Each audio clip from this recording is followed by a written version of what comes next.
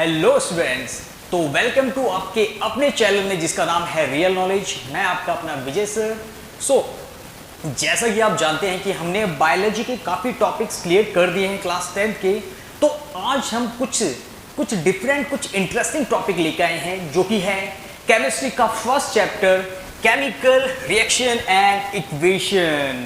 Okay, name तो काफ़ी अच्छा है, ठीक है। इसके अंदर चैप्टर के कॉन्सेप्ट भी काफ़ी बेटर हैं, काफ़ी अच्छे हैं। ओके, अगर मैं आपको पेपर वाइज इस चैप्टर के बारे में बताऊं तो देखिए, इस चैप्टर में कोई हार्ड कॉन्सेप्ट नहीं है, बहुत ही इजीली कॉन्सेप्ट दिए गए हैं। अगर आप अंडरस्टैंड करते हैं इन कॉन्सेप्ट्स को, ठीक है, इनके मैकेनिज्म को कि आखिर वर्किंग किस तरह से होता है, तो आप इजीली इस चैप्टर में स्कोर कर सकते हैं, ठीक है।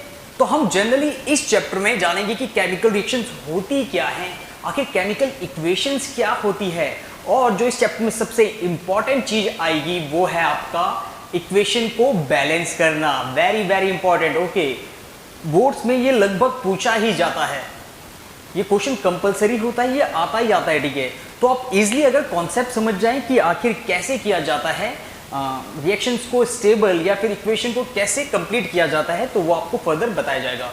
तो इस चैप्टर को स्टार्ट करने से पहले सबसे पहले जो पॉइंट हमें देखने पड़ते हैं वो है physical change and chemical change. इसके बाद ही हम वो स्टेप बाय स्टेप जानेंगे कि केमिकल इक्वेशंस और रिएक्शंस क्या होते हैं, ठीक है। स्टार्ट करते हैं video. Are you ready Gullu?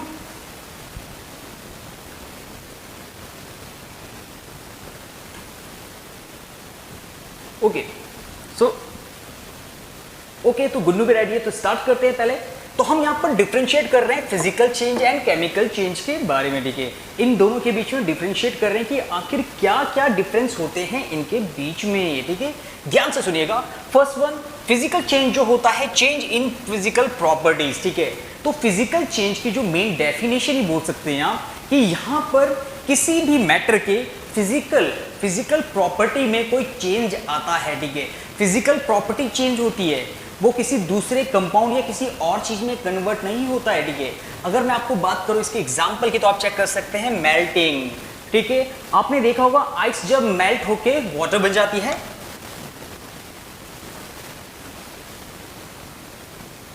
Water. देखिए अब यहां पर हुआ क्या है, देखिए यहां पर हुआ क्या है, आपको डेफिनेशन चेक करनी चाहिए। केमिकल जो भी फिजिकल चेंज होते हैं, इनमें साइज और शेप ऑफ मैटर देखा जाता है जो चेंज होता है। इसके अलावा ये स्टेट भी चेंज करते हैं। तो फिजिकल जो चेंज होता है नॉर्मली, इसमें स्टेट चेंज भी होते हैं, मींस सॉलिड टू लिक्विड बन रहा है, लिक्विड टू गैस, ठीक है। तो यहां पर देखिए एक्चुअली में ये पहले आइस है ये भी H2O से बनता है, ओके, H2 के मॉलिक्यूल से बन रखा है, और वाटर भी H2O के मॉलिक्यूल से बना हुआ है। तो भाई इसमें नई चीज कहां आई?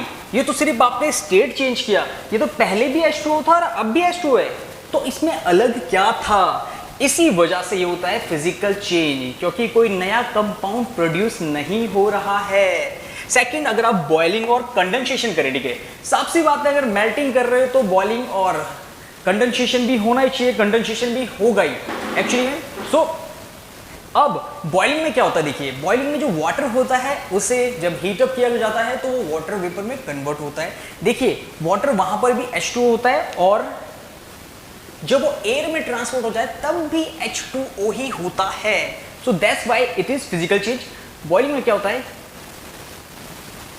वाटर टू गैस कह सकते हो या वेपर कह सकते हो, ठीक है, गैस या वेपर में कन्वर्ट हो जाता है कोई भी चीज। यहां पर भी स्टेट ही चेंज हो रहा है।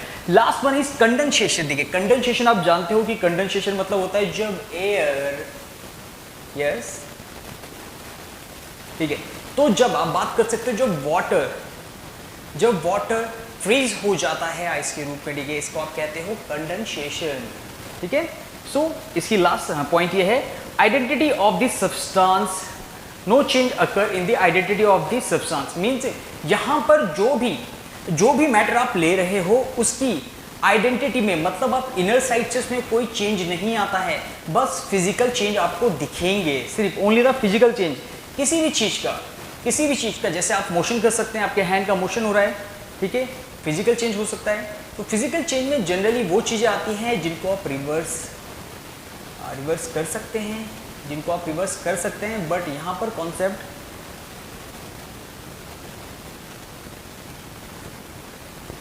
तो देखिए फिजिकल चेंज में यही सब चीज़ें आती हैं कि आखिर यहाँ पर आपकी कोई न्यू कंपाउंड फॉर्म नहीं होता है, जो पहले का कंपाउंड होता है वो ही जस्ट शेप और साइज में छोटा या बड़ा हो जाता है, बट रहता वही है। That's why it is a physical change. तो अगर हम बात करें केमिकल चेंज की, देखिए जिसपे हमारा पूरा चैप्टर डिपेंड करता है, जी हाँ केमिकल चेंज पे हमारा पूरा चैप्टर डिपेंड कर रहा है, तो इसको ध्यान से सुनिएगा। This is the starting of chemical reaction and equation. So atom in the reaction are rearranged to form one और मोर डिफरेंट प्रॉपर्टीज। अरे भैया ऐसे कैसे हो रहा है? मींस यहां पर जो एटम होते हैं रिएक्टेंट के, अब आप बोलेंगे रिएक्टेंट क्या होता है? सो जो भी केमिकल रिएक्शन होती है, आप यहां पर देख लीजिए थोड़ा सा। सो सिंपल सी बात है, ये केमिकल इक्वेशन को शो करने का तरीका होता है। देखिए जिनके बीच में रिएक्शंस होती हैं उन्हें हम कहते हैं रिएक्टेंट, और जो उससे बाई प्रोडक्ट निकलता है, न्यू कंपाउंड बनते हैं किसी भी केमिकल रिएक्शन में, इसे हम कहते हैं product. Okay, left side and right side. So यहां पर क्या होता है, यहां पर आप रिएक्टेंट में जो भी आपको कंपाउंड या एटम्स दिए हैं, इन्हीं को रीअरेंज करते हैं वहां पर प्रोडक्ट में, और एक नया कंपाउंड फॉर्म करते हैं। भाई नया कंपाउंड कैसे बोल रहे हो हम? नया कंपाउंड कैसे बोल सकते हैं कि फॉर्म हुआ है?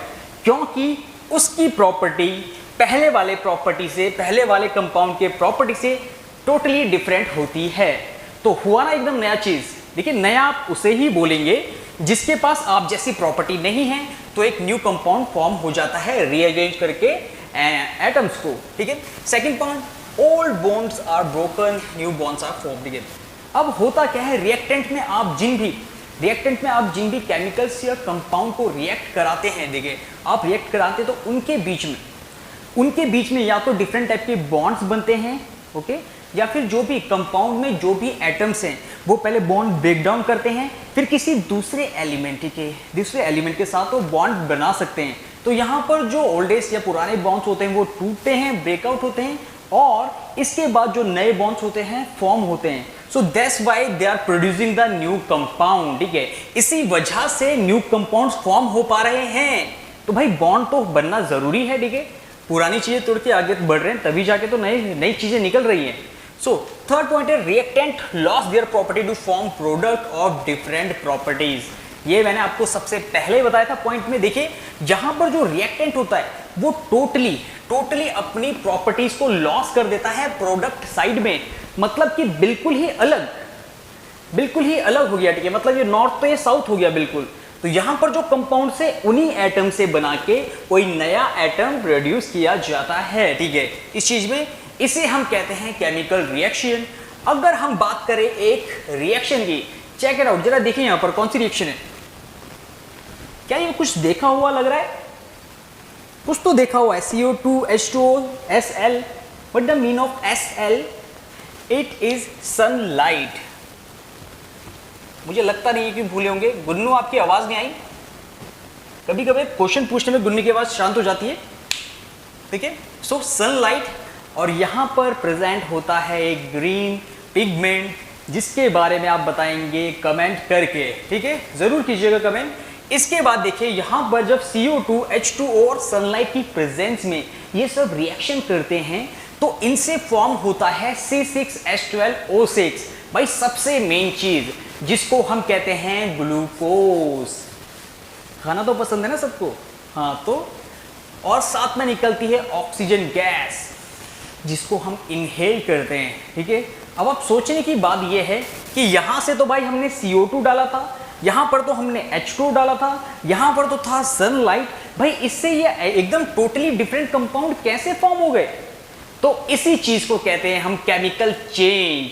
और केमिकल चेंज की वजह से ही, ठीक है, इसके इफेक्ट से ही कोई भी केमिकल रिएक्शन होती है। That's why it is very important.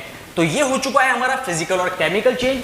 इसके बाद हम देखेंगे कि आखिर होता क्या है केमिकल इक्वेशन और रिएक्शन में। So stay tuned.